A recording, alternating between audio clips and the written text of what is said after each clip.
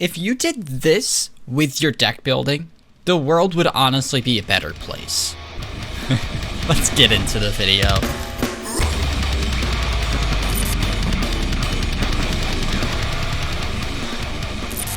Welcome back, folks. Welcome back to the channel. Thank you for dropping by and your ongoing support. My name is Patrick, host of the EDH Brutality YouTube page, in which you upload Magic the Gathering content and analysis every Sunday. Before we jump right into today's video, a quick and special thanks to patrons like you for making videos like this possible. Now, based on the title already, if you watched last week's video, you're probably like, hey, what the hell? This is supposed to be a deck tech. Well, I got two excuses for you all. First of which, last week I forgot that today, of course, the time recording is Easter. So celebrating Easter, I'm gonna spend it with the family as always, which means I can't stay in my room and talk about Magic cards, especially when a deck tech takes anywhere between 12 to 18 hours to record and edit. The second excuse I have is gonna come out of nowhere, because that's right, I've been playing Skyrim lately. I can't believe I'm saying that in the year of 2025. But yeah, I've been playing Skyrim, but not just vanilla Skyrim. I've modded the shit out of it. Of course, it's only for scientific research. I mean, just look how good it looks. Oh my gosh, I could talk about this all day long, just like I can with Magic cards. Next week, however, with the deck tech, we will be covering the Commander Numot the Devastator, which is one of my favorite decks, and it's very salty. So enjoy that Easter ham today and prepare for the salt, because we've got more coming your way next week. So getting right into the video, because one, I gotta spend time with family, and two, I need time for Skyrim tonight. We're gonna talk about the importance of using tags while deck building. And before we jump to conclusions and you say to yourself, wait a minute, that's not gonna make me a better deck builder. Yes, it is. You say otherwise, you're just lying. Let me explain. Okay, so we're gonna create a new deck here, or at least pretend that we're creating a new deck. And let's do Numot the Devastator, because obviously that's gonna be our deck tech next week. This list that I'm putting together is this example. It's not actually gonna be the list for my deck tech, but good groundwork, obviously, always EDH Rec. This is not my go-to, but if you really don't know how to search keywords and specific tags within Scryfall, then this is always a good start. And this is what we're going to use for the video, just because it's nice and easy.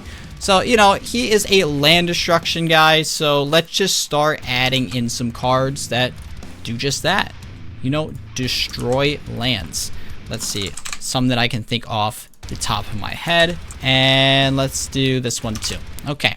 So just give me a few minutes, guys. I'm just going to add some cards just so I can show you all an example. So now that we have somewhat of a list, once again, I do have 33 cards in here. You're like, oh, we got 6 creatures. That's decent. We have a lot of sorceries. I don't need any more.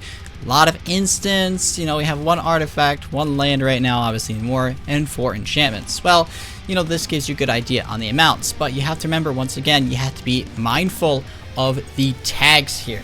And the whole importance, once again, of tags, I can't stress this enough, is it really blocks out your deck building. So let's just see what these are. Obviously, I'm going to call LD is short for land destruction. And I'm just going to tag everything that has to do with land destruction that I know of. Once again, this is something that you want to do when you first create your list. If not, you'll just be spending some time catching up. And that's okay, because it really will save you in the long run. So there's all of our land destruction. Obviously, it's a land destruction deck. It's going to draw a lot of hate. I'm going to call this CS for counter spells. Normally, I would spell it out, but I'm just abbreviating it for the sake of time within today's video. So yeah, we got a lot of counter spells. Now let's add in for draw spells, because you know, if you don't have a fat grip of cards, you are dead in the water. And then we're going to call this fort for our pillow fort cards. Obviously, we have to make sure we stay alive if we're drawing a lot of hate. So as you can see, I just tagged everything. And once again, without tags, this is what it looks like. You know, it's all mixed in.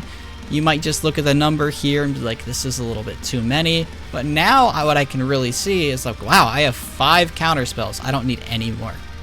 You know, I see land destruction. I have 12 effects that destroy lands. By disable tags, if I have 6 creatures and 2 of them destroy lands, right? Whenever I add more creatures, I already know. Either find a battle creature that destroys lands to trash the other one, or don't add any more creatures that destroy lands. Yeah, once again, it just generates a bigger picture overall. It really helps you understand your deck that much more. Now, without getting too repetitive, this works just as well when it comes to deck maintenance. We've got a fantastic card here, Mind Over Matter, really great at untapping permanents. So theoretically, without the tags, I'm gonna have to read through 100 cards and see which fat I have to trim to include this one piece. But if you tagged your decks properly, let's say with my Skeleton Ship deck, just scroll all the way down to where it says untap effects, and I see instead of going through 100 cards, now I only have to go through 26, and it's really good at just blocking things out and creating a nice and easy map for you to follow.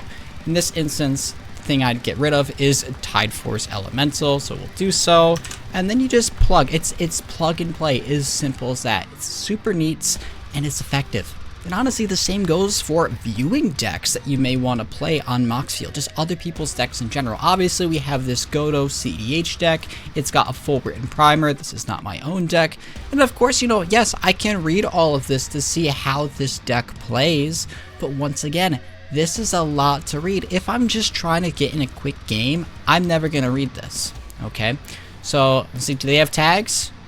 No, they don't have any tags, which means I'm left guessing what style deck this is unless I'm very familiar with the commander and what he does, or I take the time to read this whole primer. So a great example, something done right here. You know, this does it have a primer? It does. Has a full primer. Very easy, just like the other, but tags. It says combos 7. So now I can look and see why these cards might be useful for combos or disruption.